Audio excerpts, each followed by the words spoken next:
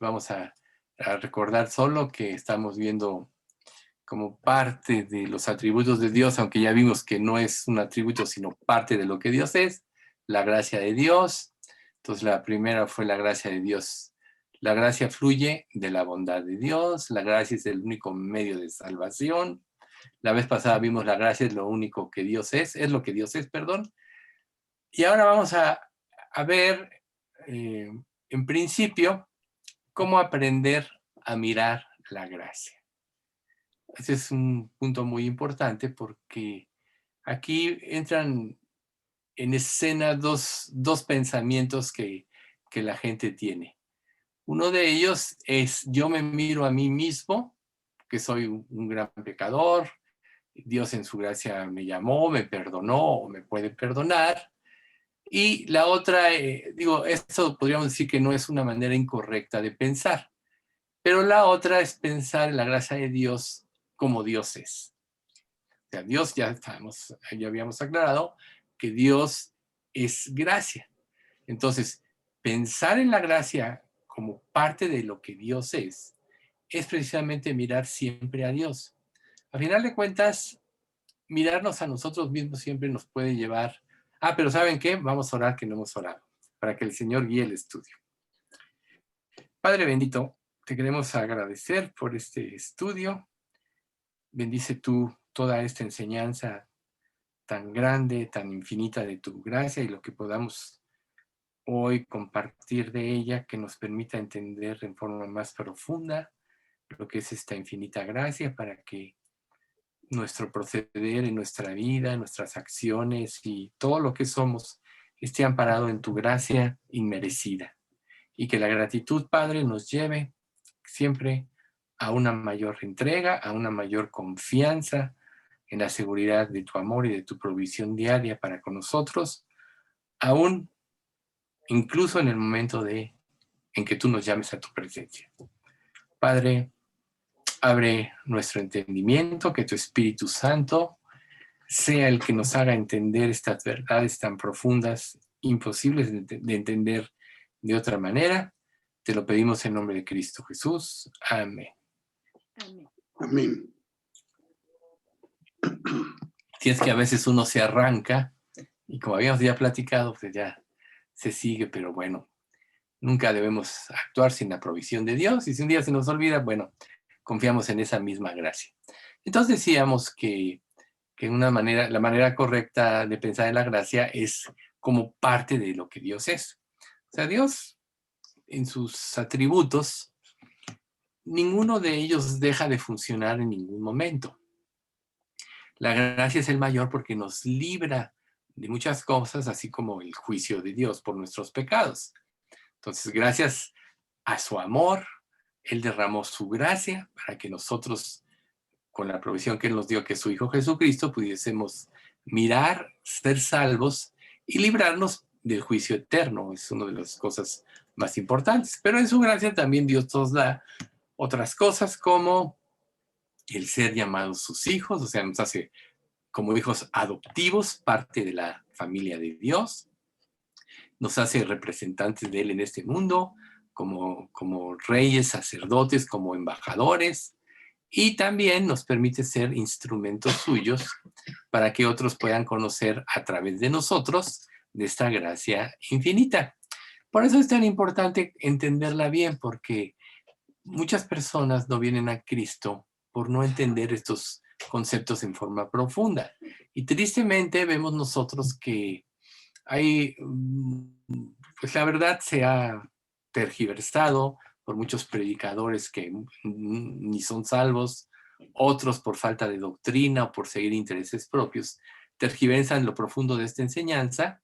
¿Se acuerdan ustedes en el libro de Hechos de Elimás el mago, cuando ve que los apóstoles al imponer las manos, las personas recibían el Espíritu Santo, y entonces él les dijo a ellos que les dieran este poder y les daba dinero para que él también pudiese aplicar esto? Entonces, ¿qué le contestó Pedro? Que él no tenía parte con Dios, que sus pecados, a final de cuentas, lo hacían estar separados, y él hasta pues dijo, pues oren por mí para que Dios me muestre, ¿no? Entonces nosotros siempre vamos a ver cómo esta gracia por ser incomprendida, hace que muchas personas no puedan confiar plenamente en ella. Pero bueno, la base de la palabra gracia, que es un favor inmerecido, es algo que nos debe de llevar a pensar que si Dios derramó su gracia para que fuésemos salvos, Él va a dar en su misma gracia toda la provisión para que nosotros podamos cumplir el propósito de Dios para nuestras vidas, y es la razón por la que existimos.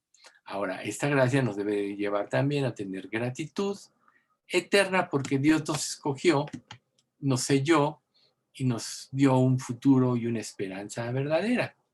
Entonces, pensar en la gracia como esta parte del carácter y la persona de Dios es precisamente lo que nos va a mantener siempre dependiendo de Él.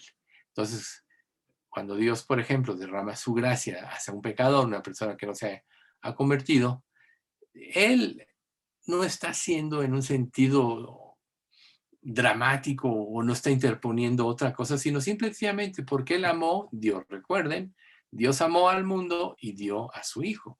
Entonces la gracia también es producto del amor que Dios tiene hacia la humanidad. Y yo les aseguro, y es algo que el pecado nos roba, como le pasó a Adán y Eva, que la gracia de Dios, o sea, la intención de Dios para la humanidad es precisamente Él convivir para siempre con ella, y nadie ama más a su creación que Dios, sino desde Adán y Eva, Dios los hubiera destruido y no hubiera habido humanidad. Pero Dios tenía un plan, un propósito, y dentro de ese plan, en la época en que nosotros nacimos, en la ciudad donde estamos, la familia donde crecimos, todo lo que hacemos, en su gracia Él lo administró para que tuviésemos la oportunidad de conocerle. Entonces, ahora que nosotros le conocemos, tenemos que siempre verlo a Él en esa infinita sabiduría para confiar más en Él. Por supuesto que Dios, que determinó los tiempos y las sazones, que en su potestad Él mismo puso, como dice en Hebreos, pues llegará el tiempo en que Él tenga que establecer su justicia. Y todos aquellos que no dependieron de la gracia, pues tendrán que enfrentar un día la justicia de Dios. Hebreos 10, 30 y 31 nos dice, pues conocemos al que dijo, mía es la venganza, yo pagaré. Perdón, yo daré el pago, dice el Señor. Y otra vez, el Señor juzgará a su pueblo. Y luego en el 31 concluye, horrenda cosa es caer en manos del Dios vivo. Entonces, cuando nosotros vemos que un día Dios va a juzgar todas las cosas y todo el que no apreció esta gracia y dependió de ella para la salvación, pues va a caer en las manos de un Dios justo que no va a tener misericordia y va a darle a uno conforme a sus hechos merecen. Y lo triste es que la humanidad a lo largo de su vida, no hay persona que no haya podido conocer los caminos de Dios, ya sea a través de la creación misma, a través del testimonio de Cristo, pero no hay persona que muera que no haya tenido la oportunidad de conocer esta gracia.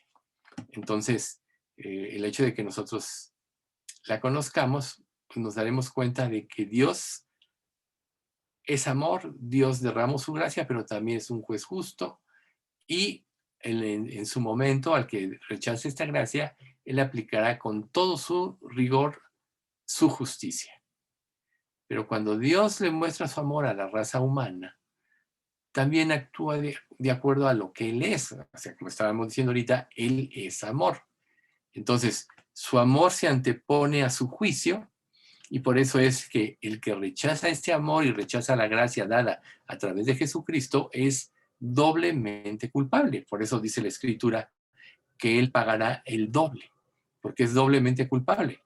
Como dice Hebreos 10, 29, cuanto mayor castigo pensáis que merecerá al que pisoteare al Hijo de Dios y tuviere por inmunda la sangre del pacto en la cual fue santificado e hiciera frente al Espíritu de gracia. Entonces, aquí en la Escritura se nos dice que somos condenados por la ley, que no hay justo ni aun uno, pero todavía es un mayor pecado el rechazar a su Hijo. Entonces, rechazar esta gracia pone a todo aquel que la rechace en la situación más peligrosa de su existencia. Entonces, aún dentro de su juicio, pues él un día también va a juzgar a los ángeles. Recuerden, Satanás, la bestia y el falso profeta, al final de la tribulación son encarcelados. Satanás es encarcelado por 1000 años y después de la última rebelión, para siempre estará en el infierno. Entonces llegará el día en que en su gracia él traiga cielos nuevos y tierra nueva, donde mere la justicia y ya no habrá ninguna relación con el pecado. Entonces, eso es lo que representa su gracia infinita. Ahorita, mientras estemos en este cuerpo, sufrimos aflicciones, tenemos nuestras luchas propias, tenemos las aflicciones de terceros hacia nosotros, tenemos la persecución por profesar nuestra fe ante un mundo incrédulo, la desaprobación de este mundo si no corres de acuerdo a su pecado, de acuerdo a las insidias de Satanás, etc. Pero cuando una persona confía en la gracia, sabe con certeza hacia dónde va y qué es lo que le espera. Entonces, recuerden ustedes que Dios siempre va a actuar en conformidad con toda la plenitud de su naturaleza divina. Y es absolutamente equitativo y perfecto en todo lo que hace. Entonces, a veces Dios traerá un juicio sobre alguien y nos parecerá que por qué no esperó Dios, o una persona por la cual estuvimos orando y muere y no tuvimos la certeza si realmente se arrepintió o no.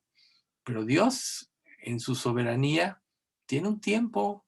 Él determina la vida de cada persona y en esta vida, pues es el tiempo en que nosotros podemos arrepentirnos.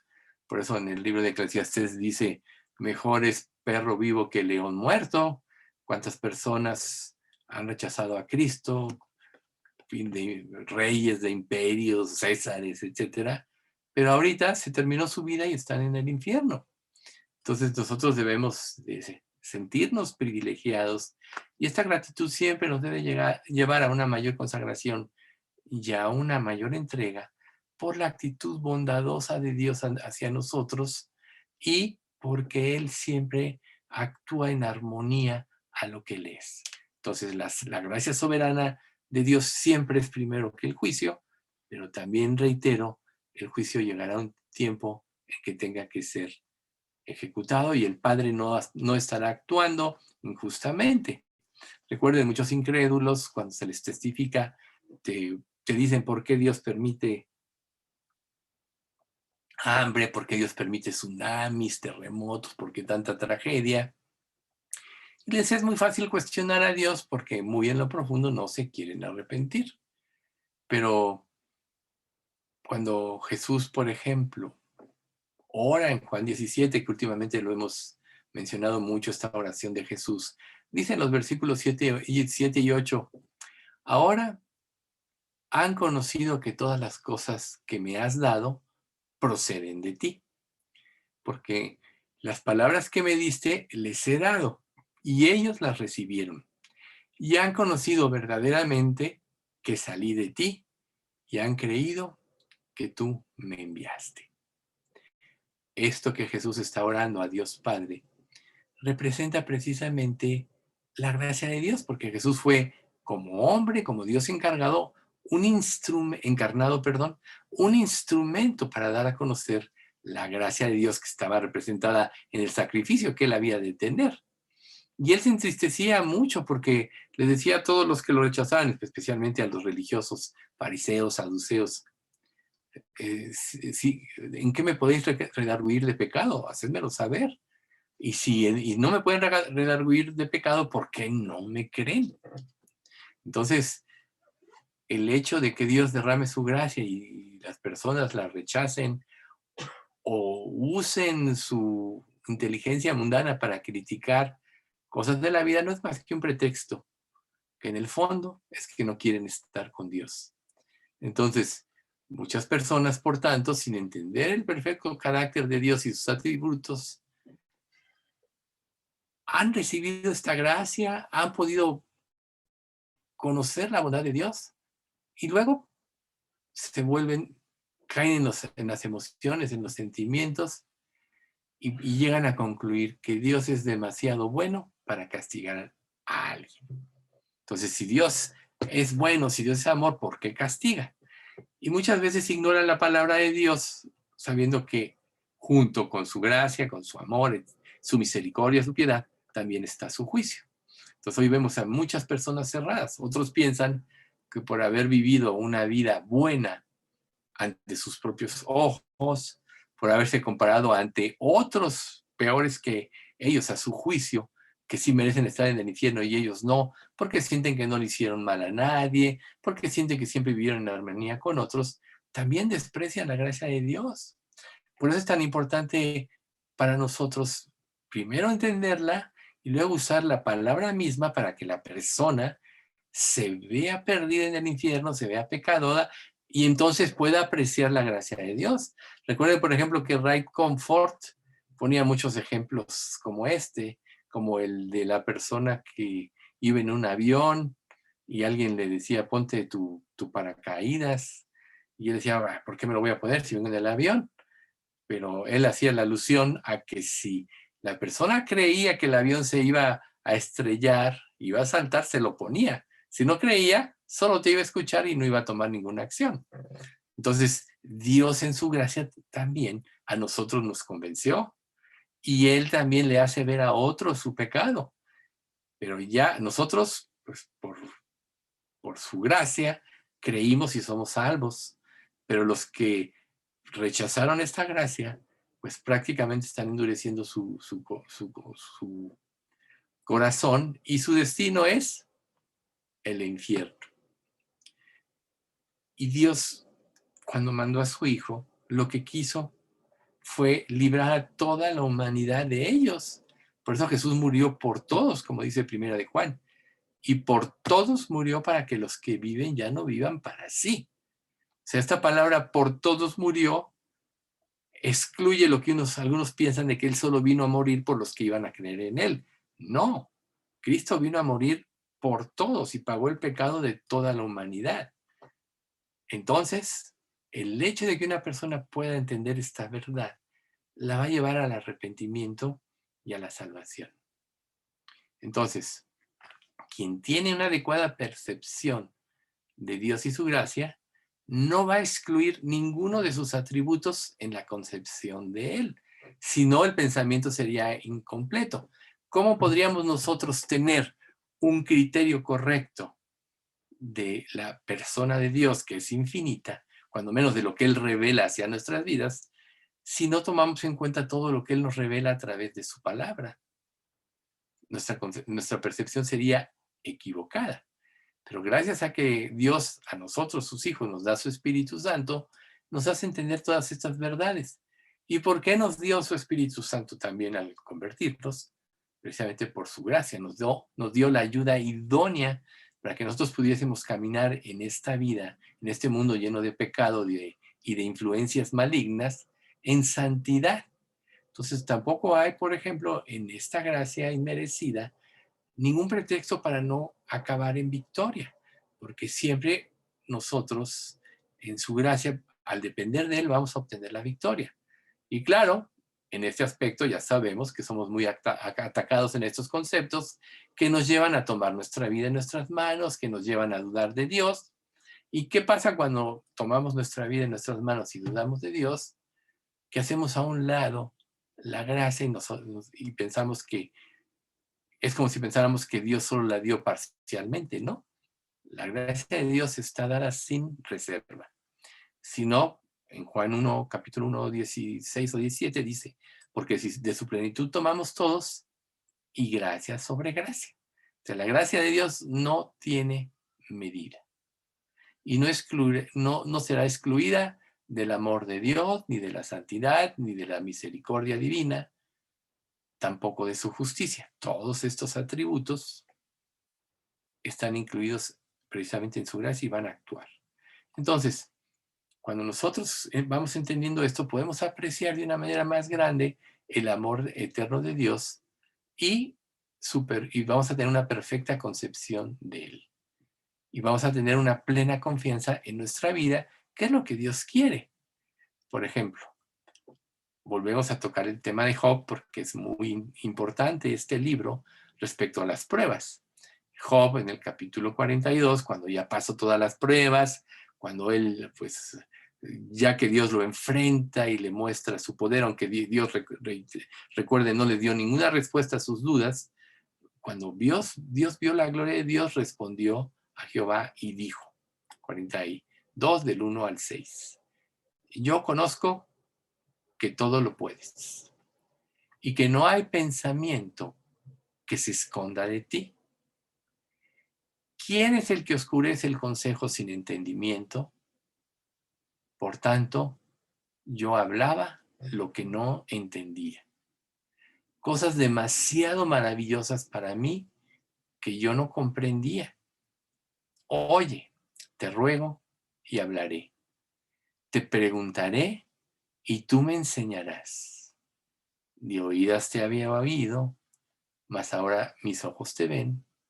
Por tanto, me aborrezco y me arrepiento en polvo y ceniza. O sea, Dios, recordemos, declara en el capítulo 1 justo a Job.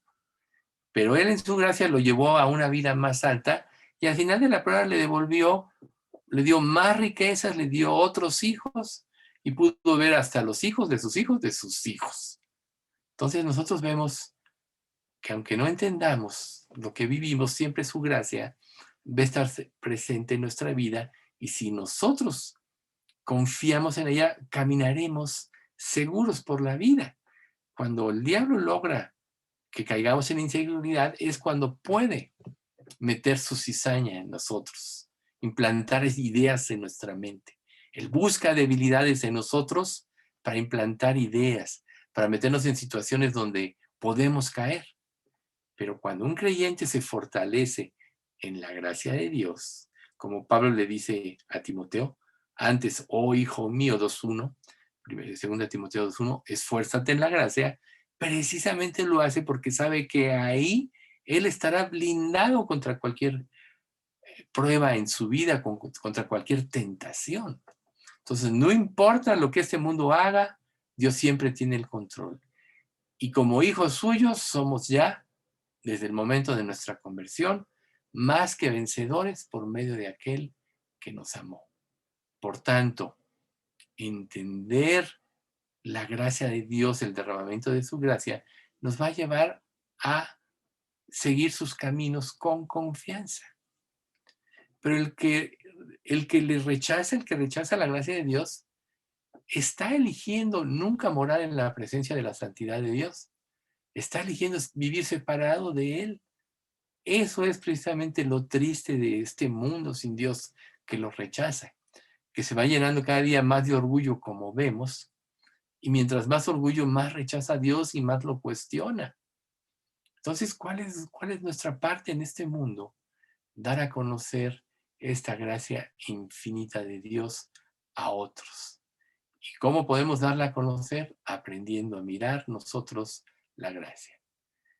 Recuerden que muchos a lo largo de la historia han escrito libros, poesía, y ahora en este último tiempo por medios cibernéticos comparten muchas cosas, comparten aún muchos falsos conceptos de la gracia de Dios, haciendo pensar a las personas que hay error en Dios, como si Dios en su infinito poder también hacen pensar que perdonará a todos, no importa cómo se porten. Recuerden ustedes, por ejemplo, que la doctrina de los nicolaitas estaba basada, la que se menciona en capítulo 2 de Apocalipsis, estaba basada en que ellos decían, si Cristo ya pagó por nosotros en la cruz por todos nuestros pecados, vivamos como queramos porque ya nosotros fuimos salvos. Y esa es una doctrina que Dios rechaza porque de ninguna manera una persona que vive así ha apreciado esta gracia de Dios ni ha entendido lo que es el sacrificio, porque Dios dijo, sed santos porque yo soy santo. Entonces quien apropia esa gracia o quien la entiende va a llegar al arrepentimiento. Pero la humanidad siempre busca caminos diferentes para no llegar a este arrepentimiento. Esa es la rebelión de la humanidad y el rechazo de la gracia de Dios. Nuestra parte, por tanto, es siempre estar escudriñando nuestra vida y en las debilidades que veamos que tenemos o en los pecados en que lleguemos a caer, inmediatamente apelar en la gracia. Una debilidad, todos tenemos debilidades, pero una debilidad manifiesta a nosotros, no la vamos a vencer, y sobre todo si ya tenemos años en Cristo, si no es por la gracia de Dios. Las debilidades que tú sigues teniendo no es porque actuó la gracia de Dios en ti, sino porque actuaste tú por ti mismo. Por eso llegaste al fracaso o no has podido tener victoria.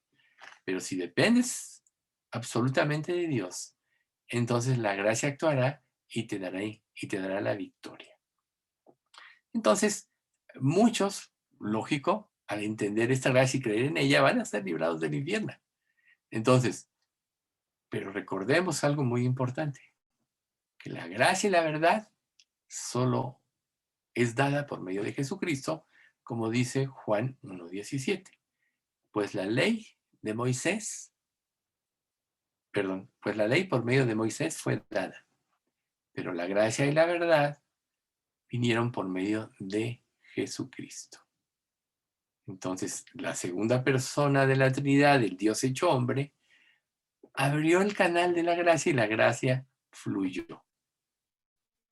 Esta gracia, también es muy importante enfatizarlo, fluyó desde el día en que Adán pecó y ha seguido fluyendo a través de todas las generaciones desde entonces. Por tanto, es necesario poner nuestra atención únicamente en lo revelado en la palabra de Dios, que es lo que nos manifiesta su gracia, y vivir conforme a ella. Por eso debe ser la palabra de Dios nuestro libro de libros.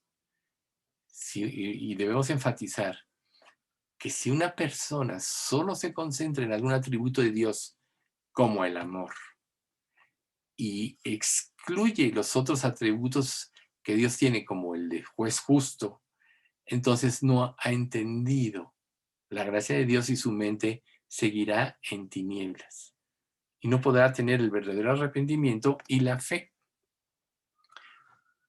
Si no, no diría Isaías 26:10, se mostrará piedad al malvado y no aprenderá justicia. En tierra de rectitud hará iniquidad y no mirará a la majestad de Jehová. O sea, si Dios excluyera su justicia de su gracia, la persona no lo apreciaría, haría iniquidad en el cielo y menospreciaría la majestad de Dios. Pero cuando nosotros entendemos su gracia, cada día vemos más y más la grandeza de Dios y esto nos lleva a una verdadera entrega. Entonces tengamos por el presente que la gracia va a operar con los demás atributos, pero cuando nosotros dependemos de ella, entonces somos librados del juicio y caminamos con seguridad en esta vida. Ahora, ¿dónde se manifiesta esta gracia? Y es precisamente donde vamos al próximo punto. La gracia es manifestada en la cruz del Calvario. Es allí, precisamente en ese lugar donde Jesús pagó por nuestros pecados, donde Dios manifestó su gracia. Sin la cruz no podría haber gracia. Entonces, si nosotros queremos reconocer esta gracia inmensurable y la asombrosa bondad de Dios, tenemos que pasar bajo la sombra de la cruz. Tenemos que ver todo lo que Jesús tuvo que sufrir por amor a nosotros. Jesús, recuerden, Él estuvo presente desde el principio de todas las cosas. El capítulo 1 de Juan dice, todas las cosas por Él fueron hechas y sin Él nada de lo que ha sido hecho fue hecho. Entonces, esta segunda persona de la Trinidad, que también actuó en el Antiguo Testamento y se manifestó a las personas una esperanza hacia el futuro, un día decidió hacerse hombre, renunciar a su deidad para poder cumplir la ley de Dios y así poder llevarnos a la presencia de Dios. Pero para poder justificarnos tuvo que pasar por la cruz, tuvo que pagar por todos los pecados. Pero una vez hecho manifestó su gracia. Entonces nosotros debemos estar conscientes y anhelando la gracia, mirándola a cada momento relacionada con Cristo en la cruz y volvernos de todo corazón hacia ese lugar donde Cristo murió. Por eso Jesús dijo que si alguno quiere venir en pos de él, debe de tomar su cruz y seguirle, porque la única manera de poder vencer el pecado es morir a todas aquellas cosas que se oponen a Dios o que dentro de nosotros se pueden rebelar hacia Él. Pero nunca lo vamos a lograr si no vemos lo que Jesús tuvo que pagar para redimirnos. Entonces, nosotros a través de la vida, de una manera u otra, debemos siempre estar mirando hacia ella, hacia la cruz. Porque allí es donde fuimos redimidos, porque ahí es donde Dios manifestó su gracia en medio del dolor y sufrimiento del Mesías. Tan solo para recordar un poquito lo que él vivió, vamos a ver Isaías 53, versículos del 2 al 4. Mi siervo creció en la presencia del Señor como un tierno brote verde, como raíz en tierra seca. No había nada hermoso ni majestuoso en su aspecto, nada que nos atrajera hacia él. Fue despreciado y rechazado, hombre de dolores, conocedor del dolor más profundo. Nosotros le dimos la espalda y desviamos la mirada. Fue despreciado y no nos importó. Sin embargo, fueron nuestras debilidades las que él cargó, fueron nuestros dolores los que lo agobiaron. Esta es la versión de la Nueva Traducción Viviente, que está muy clara. Pero fíjense, él sabía todo lo que iba a pasar, que iba a ser menospreciado, que iba a ser rechazado. Sin embargo, él tenía un plan. Decidió renunciar a su forma de Dios, como dicen Filipenses, se hizo hombre y se humilló a sí mismo, haciéndose obediente hasta la cruz. Entonces, ahí precisamente fue donde fluyó la gracia. Podríamos decir desde su costado herido, que fue cuando él ya había terminado. Recuerden, cuando dijo todo es consumado, el guardia metió la lanza en su costado para ver si realmente había muerto y salió sangre y agua. Todo había concluido. Ahí en la cruz fue donde él salvó a Adán, a Abel y a todos los santos del Antiguo Testamento. Pero ¿qué sucedió con las personas que vivieron antes de que Cristo viniera y muriera por el pecado? Seguramente algunas veces se lo han preguntado. ¿Qué pasó con ellos? Si Dios los condenó, fue injusto. Si la salvó, fue necesaria el sacrificio de Cristo. No. Pablo enseña que Dios perdonó el pecado por medio del sacrificio de Jesús. Aún entonces, en Romanos 3, versículos 25 al 26, dice: pues Dios ofreció a Jesús como sacrificio por el pecado. Las personas son declaradas justas a los ojos de Dios cuando creen en Jesús, que sacrificó su vida al derramar su sangre. Este sacrificio muestra que Dios actuó con justicia cuando se contuvo y no castigó a los que pecaron en el pasado. Fíjense qué interesante. O sea, todos los del pasado tenían que mirar hacia el sacrificio, hacia el futuro. Versículo 26, porque miraba hacia el futuro y de ese modo los incluiría en lo que llevaría a cabo en el tiempo presente. ¿Ven ustedes? Siempre Jesús fue el motivo de la salvación. Dios dio la ley para que la gente tuviera conciencia de su pecado. Pero antes de la ley, las personas tenían una conciencia. Y dentro de esa conciencia, si la violaban, también iban a perecer, como sucedió a la generación antes del diluvio, cuando cuando Noé, durante el tiempo que construyó el arca, que es el tiempo de una generación, dio testimonio al mundo antiguo de esta gracia. Recuerden que el arca es un tipo de Cristo. Entonces, todos los creyentes del Antiguo Testamento, aunque no conocían el nombre de Jesús ni los detalles de su vida en la tierra, esperaban en fe o por fe la llegada de Cristo y fueron salvos. O sea, siempre la gracia de Dios ha estado manifestada en la cruz. Entonces, a diferencia de los creyentes del Antiguo Testamento, nosotros sabemos que Cristo dio su vida. Para nosotros es el pasado, para que todo el que en él cree no se pierda, mas tenga vida eterna, como dice Juan 3:16. Pero Jesús también declaró, Jesús les dijo, yo soy el camino, la verdad y la vida, nadie viene al Padre sino por mí.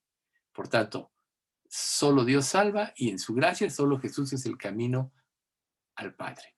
También Pedro lo declaró en Hechos 4:12, y en ningún otro hay salvación, porque no hay otro nombre bajo el cielo dado a los hombres en que podamos ser salvos. Entonces, en ningún otro, porque solo Jesús representa la gracia manifestada en la cruz. Entonces, ¿por qué razón? Pues porque Jesús es Dios, ¿sí? Dice, pues la ley por medio de Moisés fue dada, pero la gracia y la verdad vinieron por medio de Jesucristo. Entonces, siempre ha sido la gracia de Dios lo que salva, tanto en el Nuevo Testamento como en el Antiguo. Y esto es así porque solo Dios puede salvar y quitar toda inmundicia. Entonces, cuando nosotros dentro de el testimonio de Dios vemos nuestra vida, nos damos cuenta que estamos llenos de pecados. Entonces, y nos damos cuenta que estamos condenados, como lo declara la misma Escritura. Toda la humanidad está condenada a muerte por haber violado la ley de Dios. Sin embargo, gracias a Jesucristo, quienes en Él creen son salvos. Son declarados libres del poder del pecado, para así poder cumplir la voluntad de Dios. Sin Jesús no tendríamos esperanza alguna de ser perdonados. Digo, eso yo sé que muchos lo sabemos, pero es importante enfatizarlos dentro de este estudio de la gracia. ¿Por qué? Porque el amor de Dios lo llevó a dar a su Hijo en sacrificio por nosotros. Esa es la más grande expresión de la gracia de Dios. Lo que Dios más amaba, lo dio para que nosotros, la humanidad, pudiésemos ser salvos. Recuerden, Jesús es lo que Dios más ama porque por Él hizo todas las cosas, como dice el capítulo 1 de Juan. Entonces, Dios siempre les dio tipos en el pasado, por eso es que en el Antiguo Testamento se ofrecían constantemente sacrificios de animales en el templo, ya en el judaísmo, pero muchas culturas también ofrecían sacrificios. Entonces, por ejemplo, a los israelitas el sacrificio demostraba lo grave que era el pecado, y que había que pagar sangre inocente. Recuerden ustedes, creo que alguna vez lo comenté, que era muy común que los animales que se usaban para el sacrificio no nada más fueran perfectos, sino que además convivieran un tiempo con la familia antes de ser sacrificados, para que de alguna manera, al poner las manos sobre su cabeza y el sacerdote meter el cuchillo y quitarle la vida, vieran cómo se iba la vida y pudieran ver a través de ello lo grave del pecado. Por eso es que en Levítico 17:11 se dice, porque la vida de la carne en la sangre está. Y yo os la he dado para expiación sobre el altar por vuestras almas. Y la misma sangre hará expiación de la persona. Pero todos estos sacrificios eran un tipo. Eso nos lo declara Hebreos 10:4, que dice, porque la sangre de los toros y los machos cabrío no puede quitar los pecados. O sea, era algo solo temporal. y tenía como vista la perspectiva hacia el futuro del Mesías Salvador. Por eso es que estos sacrificios podían señalar el sacrificio de Jesús. Ahora, muchas personas todavía tienen el pensamiento o cometen el error de creer que uno puede adquirir la salvación por medio del esfuerzo humano. Pero para eso Dios instituyó los sacrificios. Todavía muchas personas continúan pensando que sus buenas intenciones son la llave que abrirá la puerta de la vida eterna. Y esta es una trampa muy grande, porque si esto fuera posible, Jesús no hubiera venido, ¿sí? Pero cuando muchos de los que piensan así les toque tratar de abrir esta puerta, se darán cuenta que no funciona. Es como en el arca de Noé. A lo mejor muchos pensaron, bueno, si empieza a llover, ya después voy a subir en el arca, pero una vez cerrada la puerta, ya no hubo forma. Seguramente muchos golpeaban la madera, ábrenos, pero ya no hubo forma, ¿sí? Ahora, muchos otros también, y es importante concientizarlo, piensan que están construyendo un tipo de escalera al cielo, cuyos peldaños son el servicio a los demás, la atención a la familia, la posición social, la buena reputación, las buenas acciones y el deseo de hacer el bien. Sin embargo, nada de esto puede aguantar siquiera el peso de una pluma. Estamos hablando de la escalera que lleva al cielo. Imagínense cuando Jacob huye de Esaú y ve una escalera al cielo donde suben y bajan ángeles y dice, esta es tierra santa, ¿sí? Y hasta ahí hace un sacrificio y pone un altar y pone piedras, ¿no? Entonces, muchas personas están tan ocupadas tratando de llegar a Dios por sí mismas que no se dan cuenta que Dios está viniendo a ellas a través de la gracia. Por tener centrados los pensamientos en sus propias obras o en ellos mismos, no voltean a ver a Dios y su gracia infinita y pueden, sin quererlo, estar rechazando la gracia de Dios. Por eso Jesús mencionó en el capítulo 7 de Mateo, no todo el que me dice Señor, Señor, entrará en el reino de los cielos, sino el que hace la voluntad de mi Padre que está en los cielos. Muchos me dirán en aquel día, Señor, Señor, no profetizamos en tu nombre, y en tu nombre hicimos muchos milagros, y en tu nombre echamos fuera demonios, pero entonces les declararé, nunca os conocí, y apartados de mí, hacedores de maldad. Entonces, todo este tipo de pensamiento, al final de cuentas, Jesús lo puede rechazar. Ahora, volviendo a la cuestión del Antiguo Testamento, la predicción de Jesús hacia el futuro. El mismo profeta Oseas, que fue más o menos contemporáneo de Isaías, vivió aproximadamente unos 700 años antes de Cristo, declaró en Oseas 2:23, hablando de Israel. En ese tiempo yo sembraré una cosecha de israelitas y los haré crecer para mí. Demostraré amor a los que antes llamé no amados. Y a los que llamé no son mi pueblo, yo diré, ahora son mi pueblo. Y ellos responderán, tú eres nuestro Dios. O sea, este pasaje de Oseas 2:23 nos habla de la gracia, pero no debemos omitir el pasaje de Oseas 1:10 que dice, con todo, será el número de los hijos de Israel como la arena del mar, que no se puede medir ni contar. Y en el lugar en donde les fue dicho, vosotros no sois pueblo mío, les será dicho, sois hijos del Dios viviente. Aquí cabe la pena aclarar una cosa muy importante. Recuerden que el verdadero israelita no es el que es la descendencia según la carne de Abraham. Abraham tuvo muchos descendientes. O sea, Ismael, luego Setura, etc. Isaac, luego tuvo a Esaú, que también fue la nación de Edom. Tuvo muchos descendientes, pero aquí no habla de los descendientes según la carne. Por eso Pablo trata la analogía de Sara y Agar, sino habla de la descendencia espiritual, de todos los que iban a tener la fe de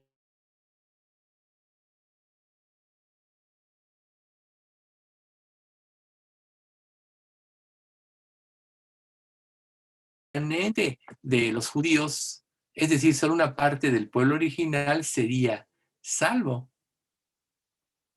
Pablo se dio cuenta de esto en cada ciudad en la que predicaba, porque primero, siempre recuerden, el libro de los Hechos lo narra, le predicó a los judíos, pero solamente unos cuantos aceptaron su mensaje.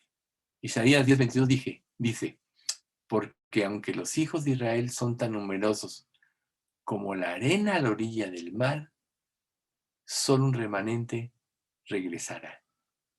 El Señor, con razón, ha decidido destruir a su pueblo. Estos son los que no miraron la gracia de Dios, que confiaron solamente en sus obras o en su descendencia, según la carne de Abraham. Eso es que todos los profetas del Antiguo Testamento y los fieles testigos siempre quisieron saber el tiempo del advenimiento del Mesías Salvador. Tenían curiosidad de saber qué tiempo. Lo dice este pasaje en 1 de Pedro 1, 10 y 11.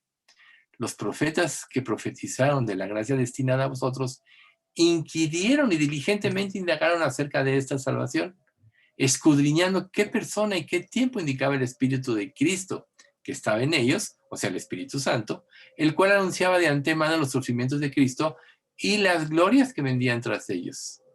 A eso se les reveló que no para ellos mismos, sino para nosotros, administraban cosas que ahora os son anunciadas por los que han predicado el Evangelio por el Espíritu Santo enviado del cielo. Cosas en las cuales anhelan mirar los ángeles. ¿Ven? Aún los ángeles anhelaban mirar esta gracia de Dios, ¿sí? Que estaba revelando el Espíritu Santo a los profetas. Pero tristemente en estos últimos tiempos, algunos predicadores han comercializado esta expiación. Y lo triste de todo es que han engañado a muchos,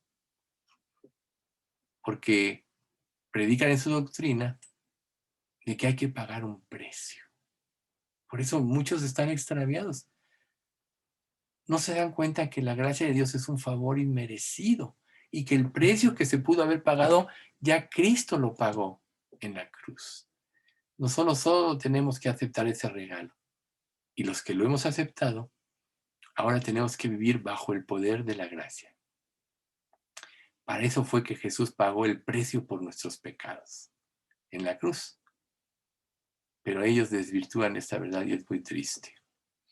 Entonces, por eso en 1 de Pedro 3:18 dice, porque también Cristo padeció una sola vez por los pecados, el justo por los injustos, para llevarnos a Dios, siendo la verdad muerto en la carne, pero vivificado en el Espíritu. Entonces, cuando nosotros vemos a la cruz, Dios nos da su Espíritu y nos vivifica. Y tenemos que vivir con los ojos puestos en la cruz, dependiendo de esa gracia, esforzarnos en la gracia. Para eso dice la Biblia que hay que esforzarse, 2 Timoteo 2:1, para poder vivir en victoria. Entonces, aquí le vamos a dejar por hoy. La próxima vez vamos a ver algunas cosas que no creemos, que no sabemos de la gracia. Vamos a dar gracias y luego vemos las dudas. Padre bendito, te queremos alabar y bendecir en esta noche y darte gracias porque nos haces ver de una manera un poco más amplia esta gracia infinita que actúa en conformidad o en armonía con tus otros atributos, como el de la justicia, pero también, Señor, gracias por hacernos mirar a la cruz donde tú fue donde derramaste toda tu ira sobre el pecado en Jesucristo para que por tu gracia pudiésemos, al mirarlo a Él y creer y arrepentirnos, vivir en esta gracia.